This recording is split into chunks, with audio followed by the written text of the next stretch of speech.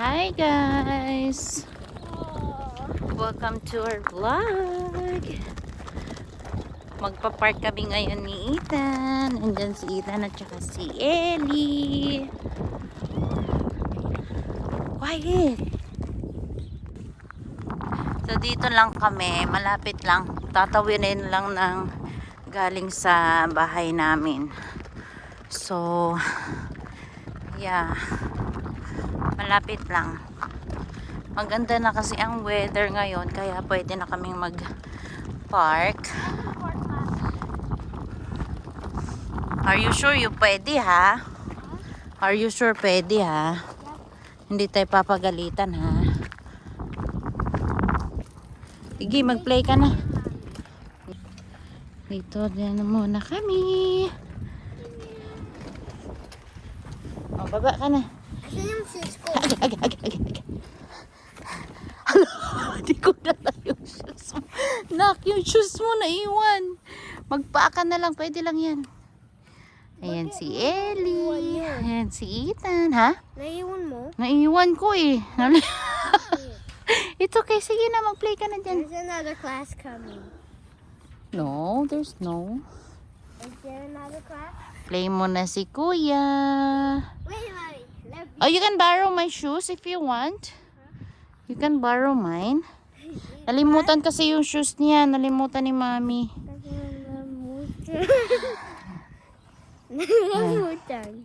Nalimutan ko. It's okay? Okay. Yan si Ellie. First time niya mag-park.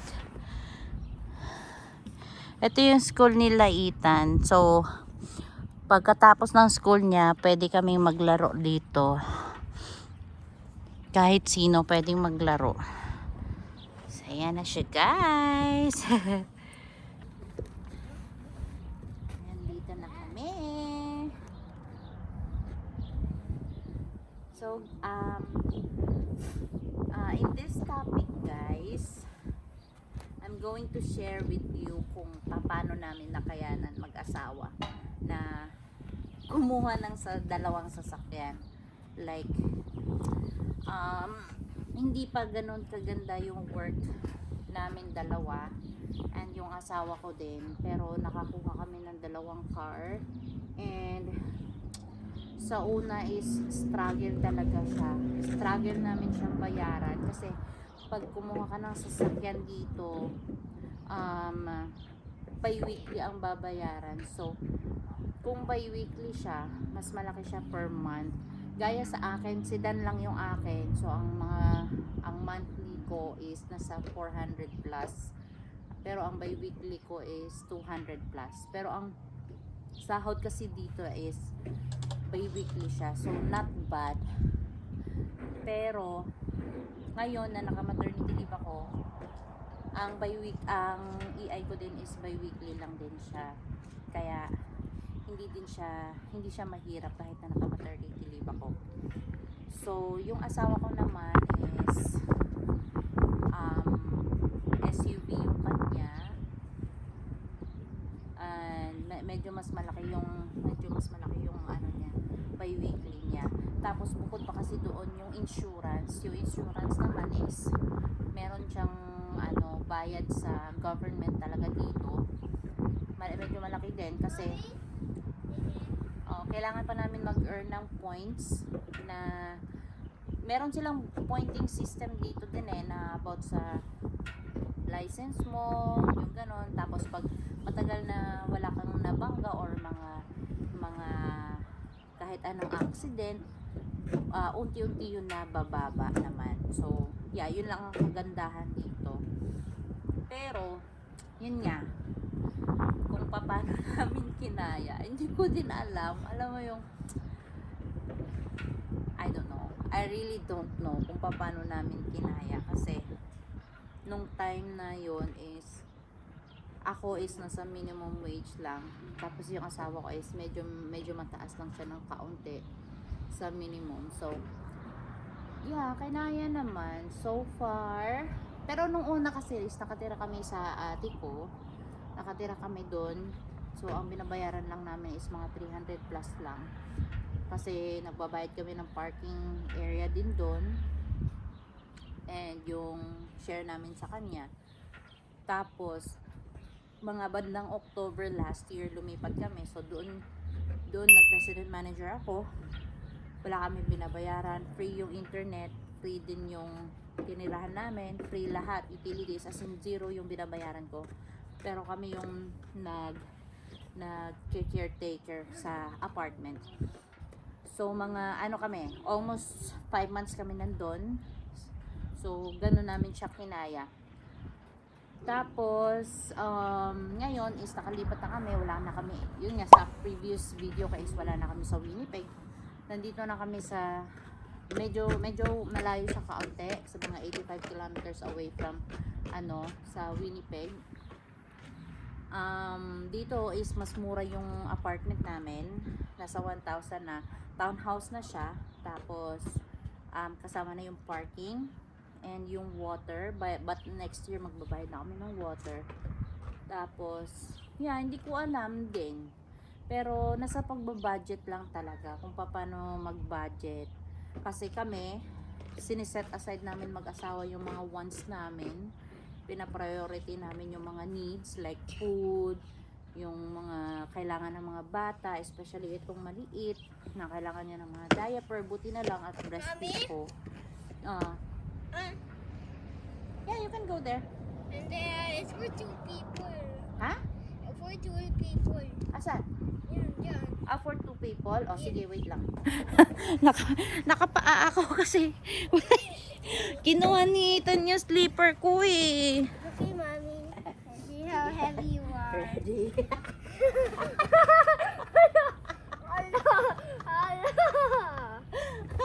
Sige. Sige.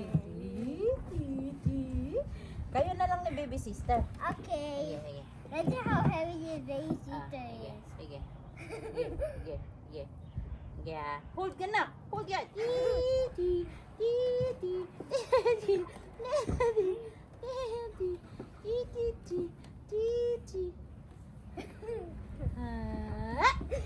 Careful na. Careful naman na. I'm big. Ayaw na niya. Walk. Walk. Walk. Asaan ba ikaw? Walk. Walk. 1, 2. 1, 2, 3, 4, 5, 6. So, yeah. Yun guys, ang tip ko lang is kasi nag-decide kami mag-asawa na kumuha talaga ng 2 car.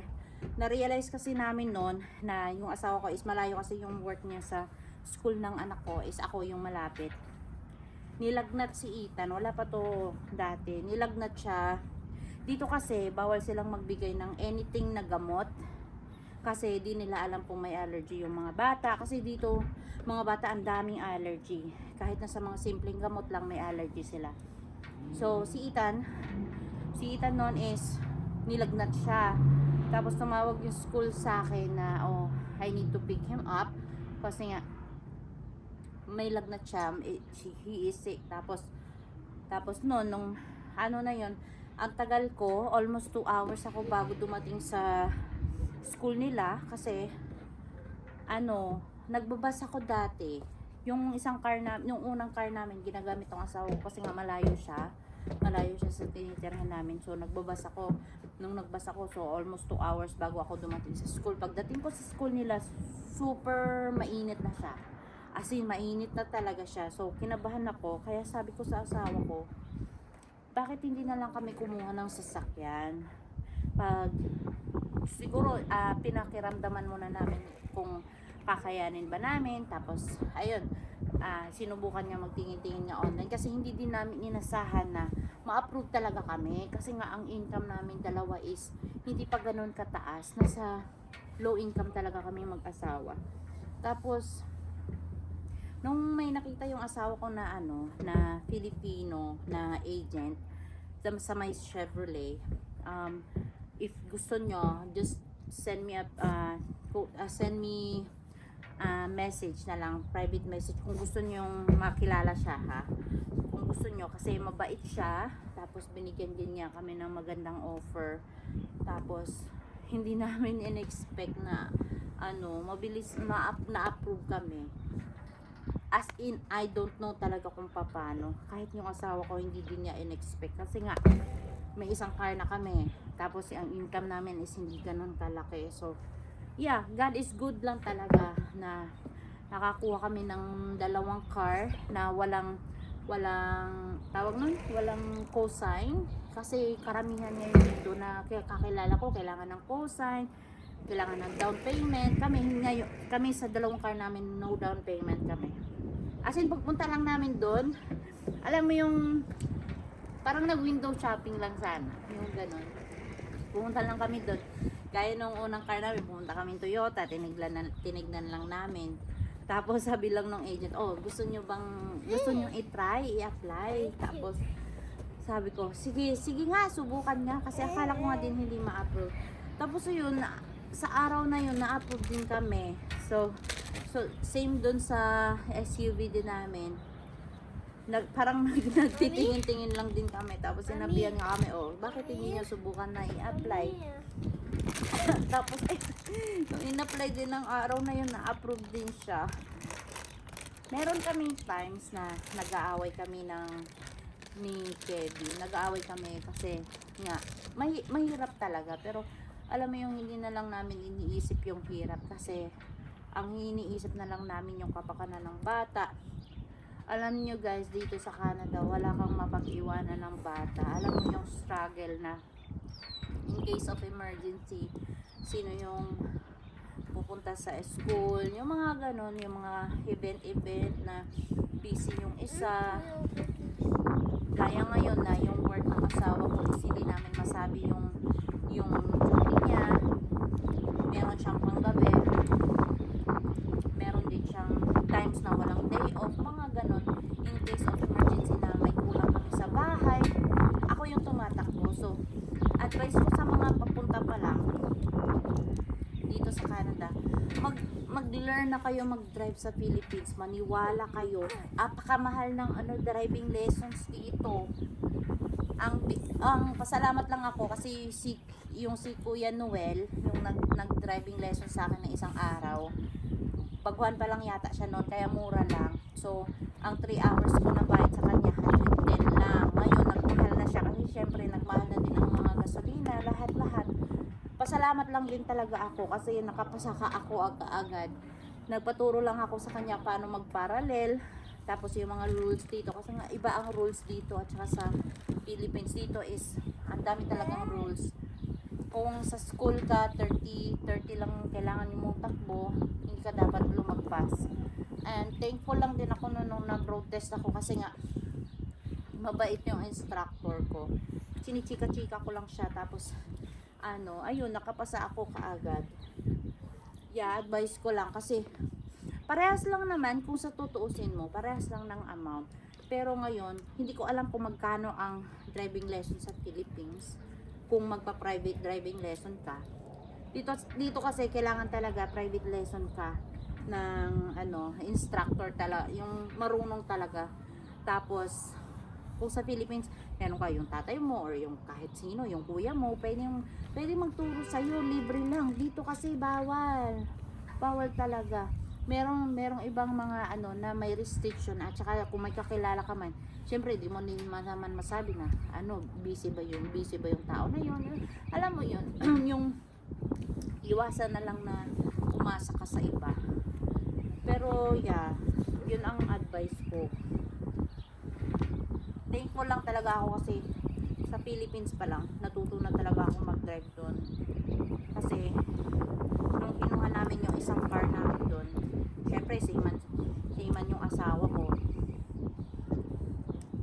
Iniisip ko kung sino yung magda-drive pag if ever na magpa-check up ang bata o in case of emergency, mga ganon.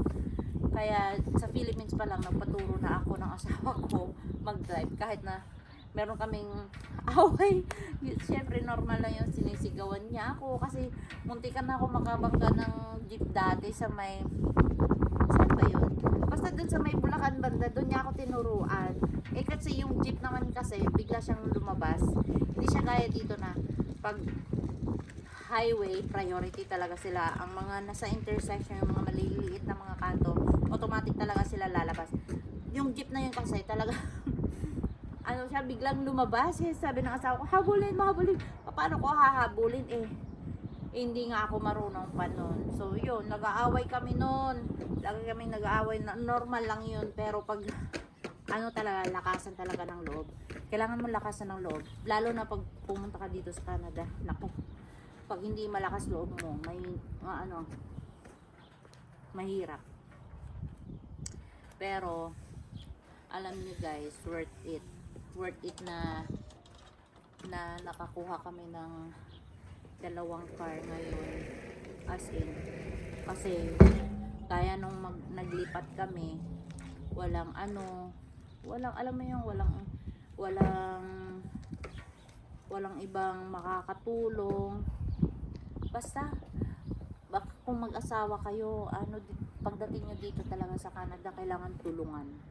At saka iniisip namin din, bakit hindi kami kukuha ng car? Eh, ganun din naman. At least, sa mga ilang taon, is sumatakbo na siya. Tapos na namin bayaran yung car.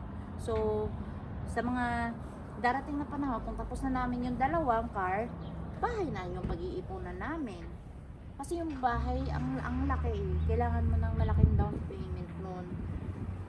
Kailangan mo ng malaking down payment. Tapos, pag may bahay ka na, maraming babayaran. Like mga utilities. May insurance pa yung bahay. Ganun. Marami kang iisipin pag bahay. Kung sasakyan ang insurance lang. So, yun lang guys. So, if ever na may mga question kayo, kung may tanong kayo dun sa agent namin, message nyo lang ako kasi sabihin ko sa inyo kung sino. Kasi napakabait niya. Saka baka meron siyang mga at saka mabilis lang magpa-approve. At saka advice ko din pala, gamitin yung visa nyo. Kasi dito sa Canada, credit talaga ng credit. Pag hindi nyo siya gamitin, hindi tataas yung credit score nyo. At saka malaking tulong yun pag kumuha na kayo ng bahay. Ganun ang ginagawa ko. Ginagamit ko yung credit card ko. Doon ako gumagastos talaga. Never ako nagde-debit. Pag ginamit ko na yung credit card ko, binabayaran ko kaagad para hindi naman bumagsak yung credit score ko. So ngayon, ang credit score namin mag-asawa is good. Sana ay tataas pa ng tataas. Kasi yung asawa ko, hindi niya ginagamit masyado yung credit niya. Kaya sinabihan ko siya, kung gusto mong kumuha ng bahay, kailangan natin pataasin yung credit score natin dalawa. Kaya sabi ko, gamitin yung credit card mo, tapos saka mo na bayaran. Ganun ako pag nag-grocery credit card. Kasi dito, iba dito. Kung marami kang utang, mas gusto ka nila.